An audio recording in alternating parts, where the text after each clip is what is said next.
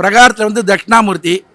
குரு பகவான் பூஜை பண்ணதுனால இங்கே வெளியில் வந்து இது குரு பகவானாக இருக்கார். ஆலங்குடி மாதிரி தட்சிணாமூர்த்தியும், தென்குடி திட்டம் மாதிரி குருவும் இருக்கார். 2 பேரும் இங்கே வந்து அருள் புரிகிறாங்க. இன்னொரு ஒரு சிறப்பு, சிவன் ஒரு குரு, தட்சிணாமூர்த்தி ஒரு குரு, முருகர் ஒரு குரு, பிரம்மா ஒரு குரு, பிரகஸ்பதி கோல் அவர் ஒரு குரு, 5 குரு இருக்கிறதா இங்கே ஒரு சிறப்பு.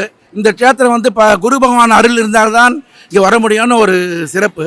பரத்வாஜ மகரிஷியின் மேனகனுடைய ஒரு சாபத்தினால் கருங்குருவியாக மாறிவிடுகிறார். அந்த கருங்குருவின் பெயர் வலியன். வலியன் இங்கு வந்து பூஜை செய்து சாப விமோசனம் பெற்றதால் இந்த ஸ்தலம் திருவலிதாயம் எனவும் இந்த இறைவன் திருவல்லீஸ்வரர் எனவும் பெயர் பெற்றது. தொண்டை நாட்டில் சிறப்பாக விளங்கக்கூடிய 32 சிவாலயங்களில் ஒன்று. 274 பாடல் பெற்ற ஸ்தலத்திலே இதுவும் ஒன்று. திருஞான சம்பந்தர், அருணகிரிநாதர், வள்ளலார், பாம்பன் சாமிகள் ஆகிய பெரியோர்களால் பாடல் பெற்ற இந்த ஸ்தலம் பிரம்மபுத்திரிகளான கமலை வள்ளி ஆகியோர் தவமிருந்து விநாயகரை திருமணம் செய்து கொண்ட திருமண ஸ்தலமாகும். திருமணம் சம்பந்தப்பட்ட தோஷங்கள் இருப்பவர்கள் இங்கு வந்து முகூர்த்த நாளிலே காலை வேளையிலே 3 மாலை மற்றும் அர்ச்சனை செய்து விநாயகரை வழிபட்டால் திருமணம் நடக்கும் என்பது ஐதீகம்.